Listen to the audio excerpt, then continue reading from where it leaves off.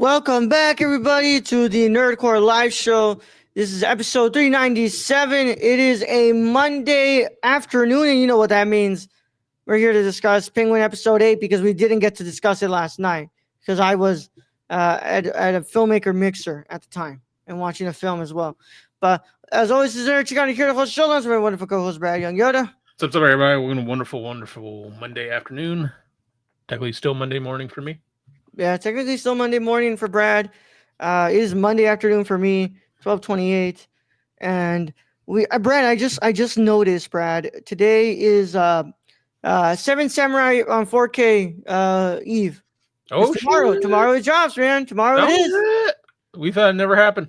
Yeah, thought we would never see the day, right? Never see the day.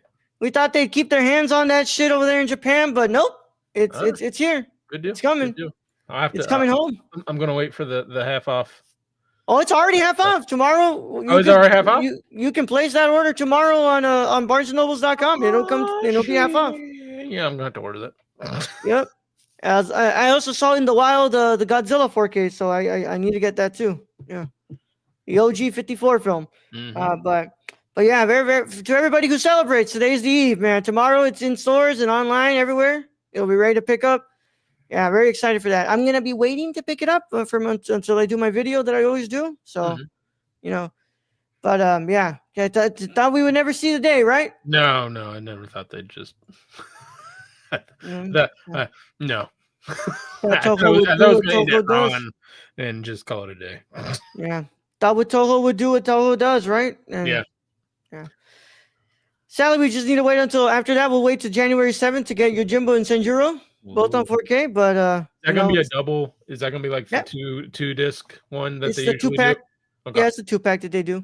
All right. So, yeah, just it's a great time, Brad. It's a great time. I have those on DVD. Yep, you have those on. It's gonna be a massive upgrade for you. Shit, you got that on fucking DVD. Yeah, that's gonna be a big upgrade. I think Ikaru is the only one on Blu-ray. Yeah. Blu-ray. Yeah. Yep. Because even your Seven Samurai is DVD, right? I think my Ron might be DVDs. No, that's the 4K. The Ron runs the 4K because you got that Steelbook from Best Buy. Yeah, no, everything else I got, I think it's just DVD. Yeah, you still need to pick up Dreams, man. Yeah. Because, oh my God, Dreams looks amazing. Amazing, man. But yeah, Brad, we just got done doing our review of Double Indemnity, which will be out for everybody tomorrow at 12 p.m. Central Time. But, yeah, I hate to ask you again because we already had to answer it, but how are you doing? I'm doing okay. I have the day off. I took my truck in to get fixed. So we'll see. Man told me a week. Probably be more like 2 or 3 weeks.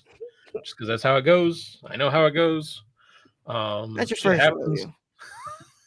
Not your first rodeo. Not the first rodeo, no. So no. I'm not too worried about it. I got a car to drive around in, but it'll be nice having my truck fixed. So yeah. I mean, hey man needs his truck. Yeah, I gotta take the trash down. So Yep. You need that shit, man, because you fucking need it. Yeah. The way I see the way you need to do that shit, it's like, damn, bro. You're gonna need that shit. You're gonna need, yeah. I mean, the trash can's about a third full, so I think we can make it for another week or two. Yeah. So we'll see. We'll see what happens. God, man, I hate to be you right now, Brad, but just the way it is. The way the cookie crumbles sometimes, huh, Brad? Yeah. When you have a last name like mine, that's how it goes. Yeah, man, you got such bad luck, bro. Such bad luck. It really sucks, man. Hey, I'm used to it by now. Yeah, but not much else going around here, Brad. Like I said, I watched the woman in the window. I'm sorry, not the woman in the window. I watched Rear Window. What? No, sorry, Woman in the Window is a Fritz Lang movie. I watched the Double Indemnity in the morning, and we just reviewed. Yeah, just reviewed it, and other than that, don't got much else going on here. Just been chilling and waiting to do this, and yeah, man, it's just Just been trying to relax on my day off as well.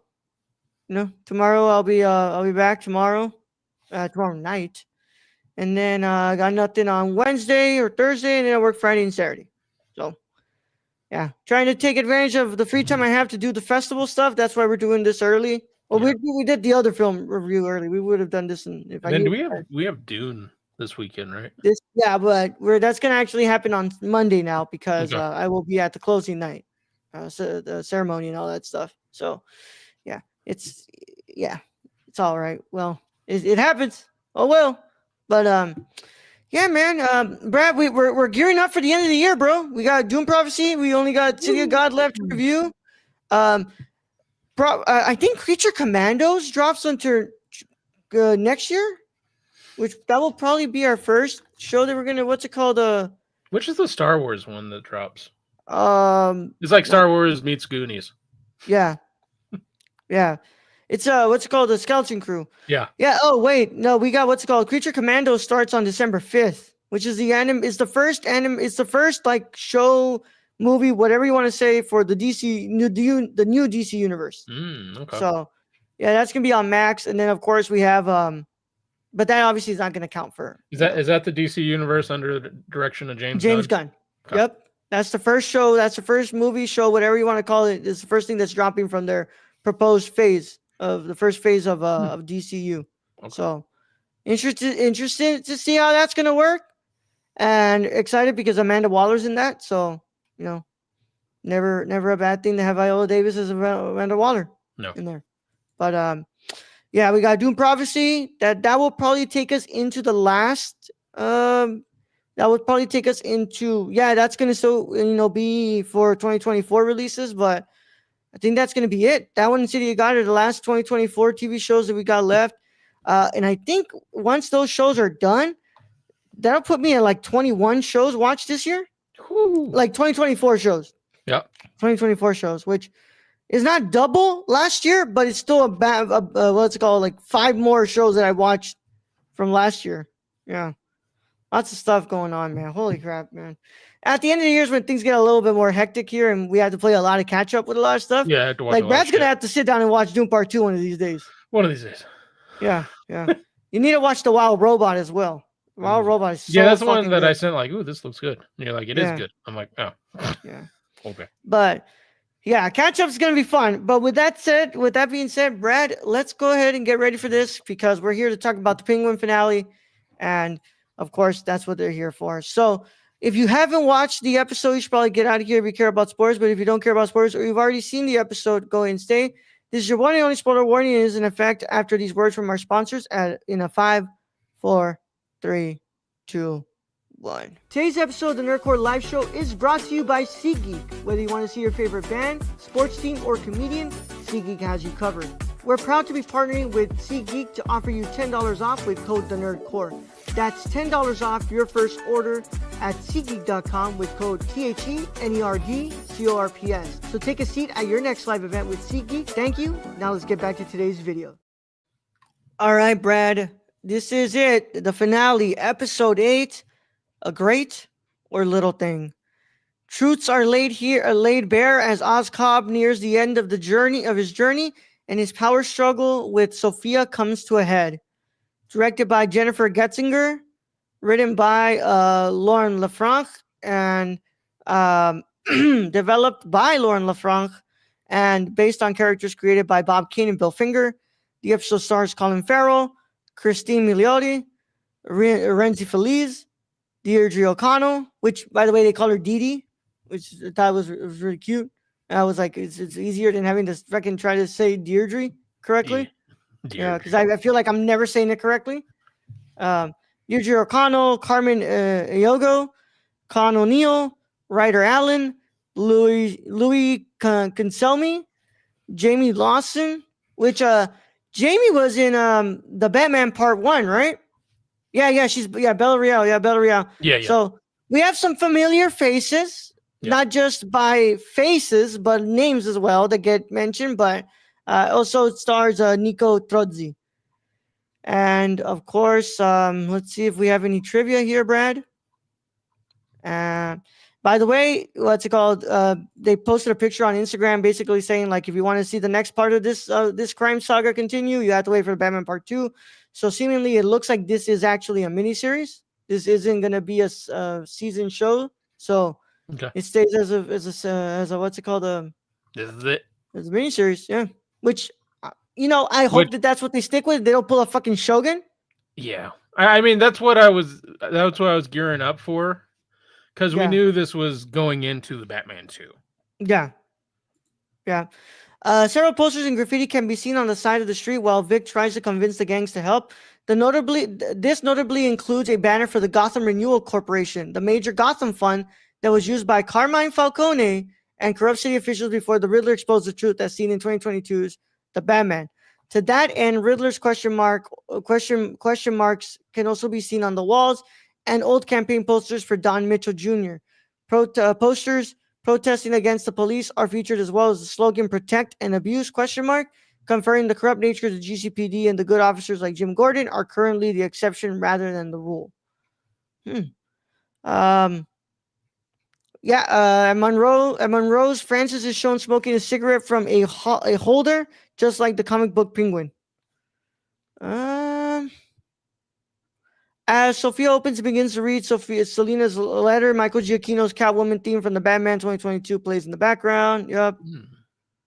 Oz is shown at the end wearing a tuxedo, complete with a top hat, which he places on an umbrella once he gets inside. Not only does this connect with his childhood dreams and favorite movie, confirmed in the Penguin episode 7 to be 1935's Top Hat, but it also connects to the Penguin's iconic appearance in the original comics. Yeah.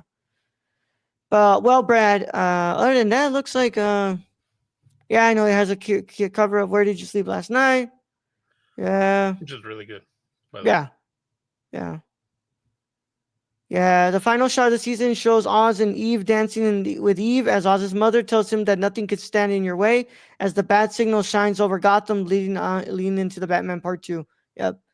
Brad, that's it for us, man. We've got this finale, and I want to hear your initial thoughts on this final episode of this miniseries, Brad.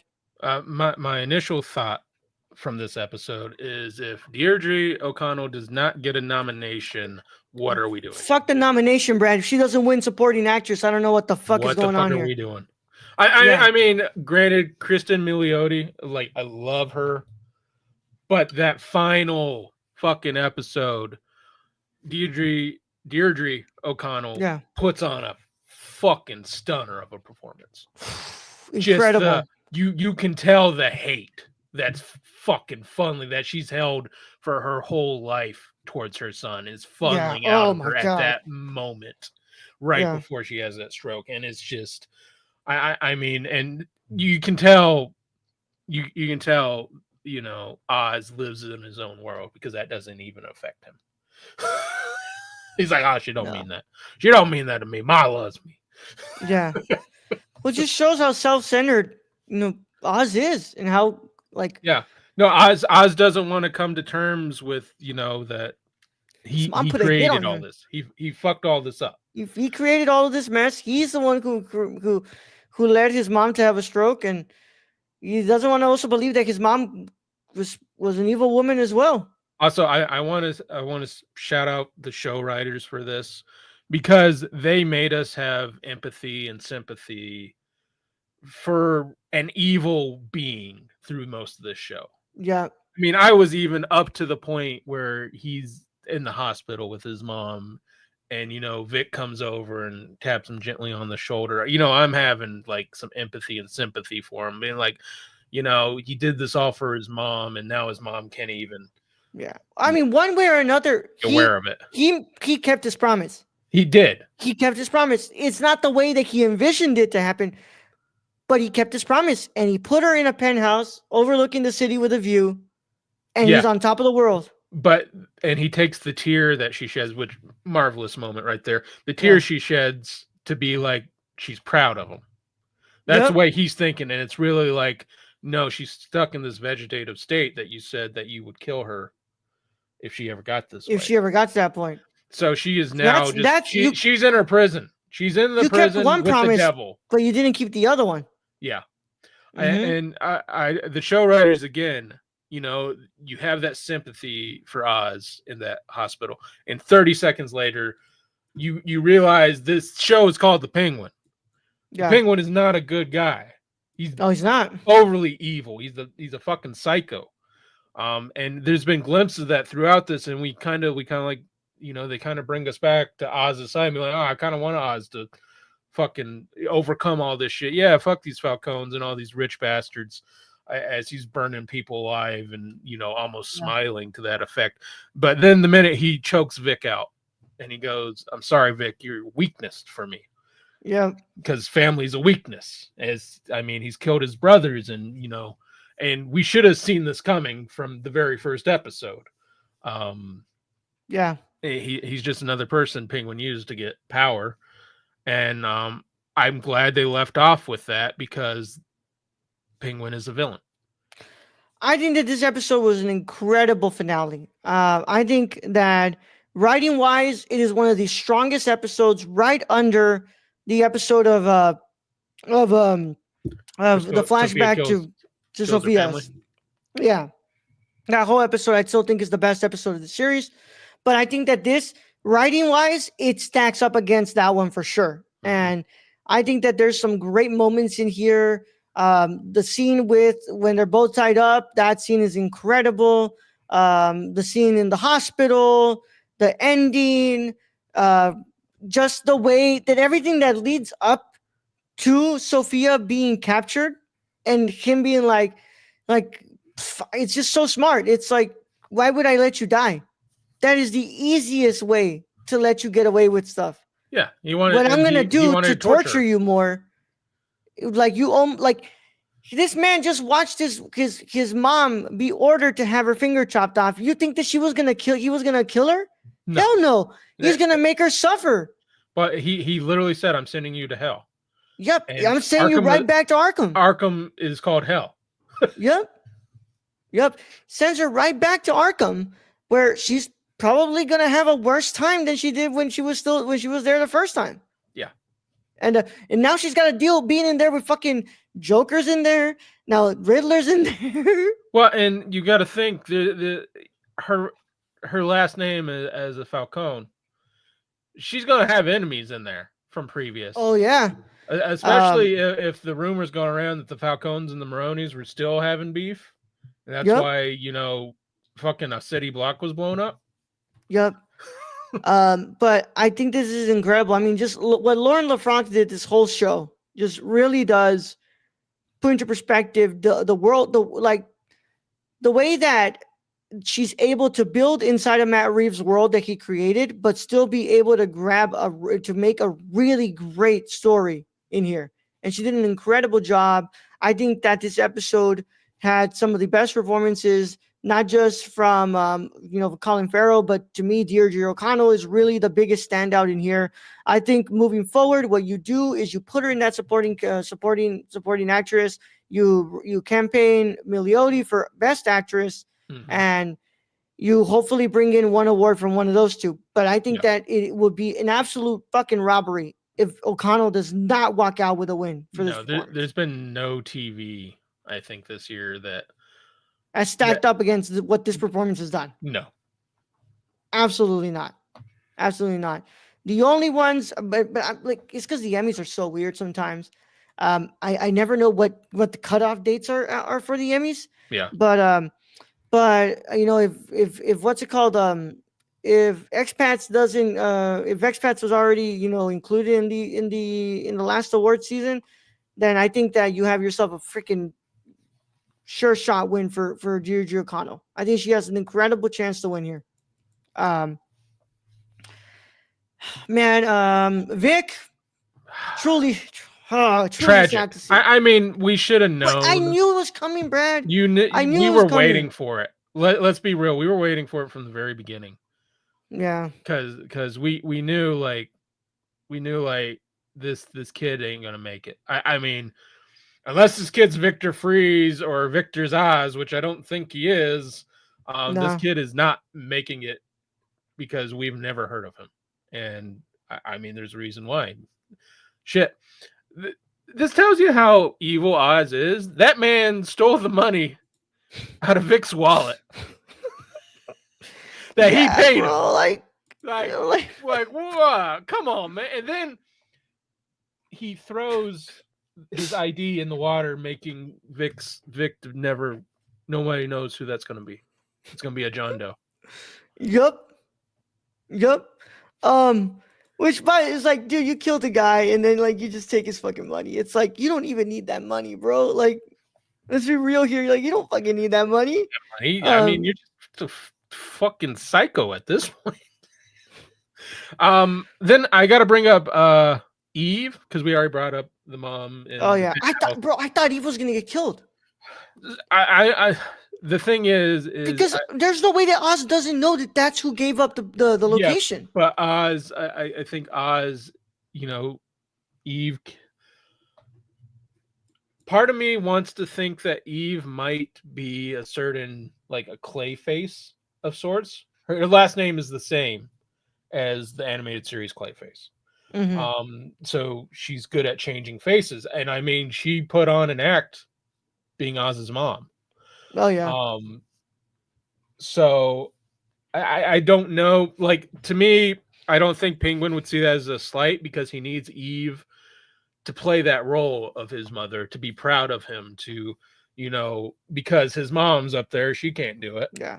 He needs someone to keep him like fucking turn it and be like, yeah, you piece of shit, you disappoint me. Like, I need you to make me proud, and like that keeps him going in that way. And I still think that Penguin's goal, well, not like end goal. His end goal is to be the king of Gotham and to be the one who controls everything.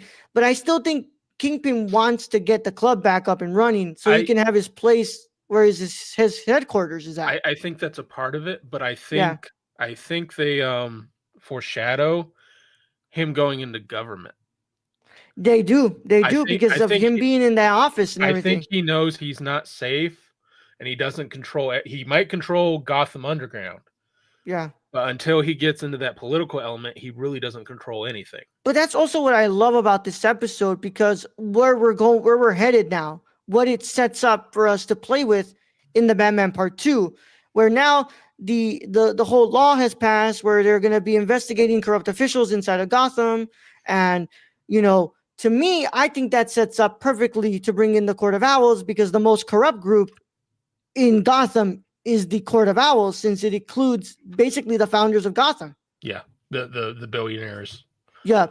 Obviously Bella Real was included in here as well. She's what's called a little cameo. We get Selena sending a letter to Sophia because it's her half sister, which part of me is probably thinking the letter is telling her basically everything about her father and like what she did to her and how he was involved with what happened in the Batman Part 1. Yeah. And I have a feeling that Selena's probably going to be the one to break out Sophia out of Arkham Asylum, or if that's us going into maybe the Arkham Asylum show that Matt Reeves is still trying to like rework. Well, I mean, the thing is, I think from where this is, a lot of this comes from Batman. Is it year 1? Yeah. From what I've read, where the Penguin ends up becoming the mayor of Gotham. Yeah. I don't know if Matt Reeves will go that far with it, but I can see, I can see like maybe like because we already have that happening with the Daredevil. Yeah. Like that whole storyline's already going with that. We know.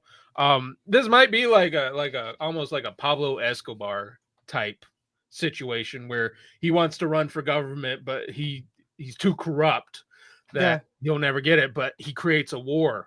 I mean, you have tanks running through towns and shit. That's what I can see with the Penguin. But man, with that guy with what's his name, Brad? Was it Haiti? With Haiti, or what was the guy's name who turned on the power again? The politician. The politician with that guy in his back pocket. I think that it sets up an interesting route for him to possibly take up office. Yeah, because he even told him like, "Hey, Bella is going to be on this like hard, like it's going to be really hard to get out of it, but it's possible." And that's where I think you run into. You have the Penguin, who is now risen to the top of the criminal underworld, and now is trying probably to make himself stand out as clean, and he'll want to run for a government position. And then you have the Batman over here who has unlimited resources to stop him. Which, by the way, I just also want to bring up, love what they did with Fang, and and what's his name? Oh God, Link, yeah. Because you have Sophia basically saying like, okay, I'm getting out of here. Whoever wants Gotham, just bring me Oz, right?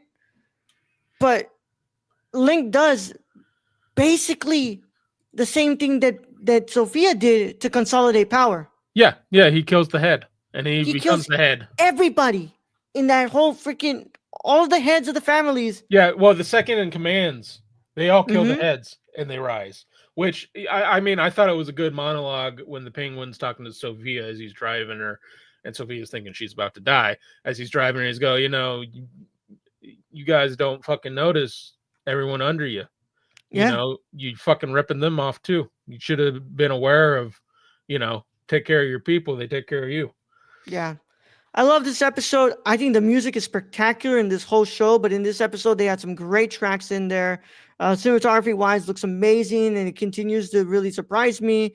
I love this episode. I think it's one of the best ones of the series, and I think that was a great finale. And I love the way that we end with the bat signal in the back. You didn't need to have Batman in there. No, and I told you, Brad, I was like, "There's no way the Pattinson's in this. Like, no way."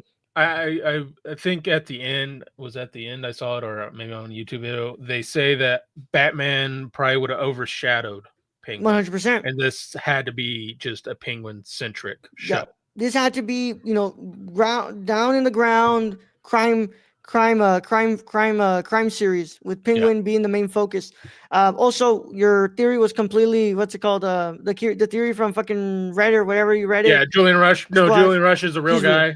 I don't know if he's Mad Hatter, Scarecrow, any of that. If he is, if he's not, they don't really say. Yeah, there's a lot that we can play with here, and I think that, of course, in the hands of Matt Reeves, in the hands of Lauren LaFranc, they have pretty much just done a great job at creating this world and being able to play with it more. I'm giving this episode a 9.25 out of 10, Brad. I think this was a great episode. Easily one of the best episodes in the series, and I'm going to go ahead and give a 9.25 out of 10 to the whole series, season, whatever you want to fucking call it. Brad, what's your final verdict on the episode and on the series? This episode, I'm giving a 9.5 out of 10. In the series, I am also giving a 9.25 out of 10. Yes, sir, man. One of the best shows of the year, and just great job done by everybody who worked on this show. And everything from fucking composers to cinematographers, lighting, everybody who worked on this, all the actors and actresses. Like I said, you've got a lot of awards that are going to come in for this one. I 100% believe it, and you're going to see it. I think Colin Farrell walks out with a nomination. I think Deirdre O'Connell just walks out with a nomination and a fucking win. Mm-hmm. I think that Milioti, I think Lauren LaFranc, I think everybody in this show, everybody who worked on the show is going to get some sort of recognition. We didn't mention Baby Oz, Ryder Allen. Did a terrific job. Great performance by Little Oz. Love that kid, man. Yeah. Like, just him telling his mom, like, promising everything he's going to do, and like, Hey, Ma, it's me and you against the world. Yeah, with the world. The world. But like, you still see how like manipulative this kid is, even when he's fucking young, bro. Yeah. But great performance by that kid, man. What a great performance. But with that said, that concludes our review of episode 8, and that concludes our review of The Penguin, man. With that said, we want to thank you guys so much for joining us. Check us out on nerdcore.com, Twitter, Nerdcore Score, Instagram, Letterboxd, TikTok at the Nerdcore, Patreon.com/the Nerdcore. Also, our Discord link is in the description below, where you can talk to us about The Penguin, about Batman Part 2. Now we just gotta wait, Brad. We gotta wait to 2026 for the Batman Part 2 to come out. Yep. And it's gonna be a long wait. It's gonna be a long wait, but it's gonna be so worth it, Brad. Yeah. It's gonna be so worth it if movie theaters are still existing. But yeah. We'll see. But yeah, I'm excited to watch that film, man. I'm so on board with everything that Matt Reeves has done and what Lauren LaFranc did with the show, and I'm excited to see where we go. I don't agree with you, Brad. I don't think it's gonna be a straight up Batman versus Penguin movie. Probably not. I think that it's setting up the more like the Penguin's gonna be involved, but 100%. Yeah. which I don't know how much more Colin can sit in that suit for because he hates sitting in that suit for. I mean, I think, but I think Colin will sit in that suit some more for this movie. Yeah, I think once that award comes in, I think Colin's gonna be like, yeah, I'll get in the suit again. I hope like Colin like is reading just like everyone just gushing over the show basically. Yeah. I really haven't read anything negative on this show. No, there's absolutely nothing I've seen that's negative about the show. So, yeah. With that said, we just gotta have that long wait, and hopefully, we get to that point. We'll be able to see the Batman Part 2. Follow us on. Make sure you're subscribing to us on YouTube. Good notification bell so you don't miss a single episode that drops on his channel. We're gonna be heading into our Dune Prophecy review starting on Monday, and then after that will be every Sunday after the episodes air. And of course, make sure that you follow us on your favorite podcast app of choice. Leave a 5-star review for us. And with that said, Brad, let's go ahead and get them the hell out of here, man. All right, Raul. Thank you, being host as always. Thank you to all those who join us in future chats. Thank you to our listeners out there, our Patreon supporters. We appreciate each and every one of you. And to end this episode, yeah, if you go into crime, don't tell your boss your family. Apparently, Young Yoda out.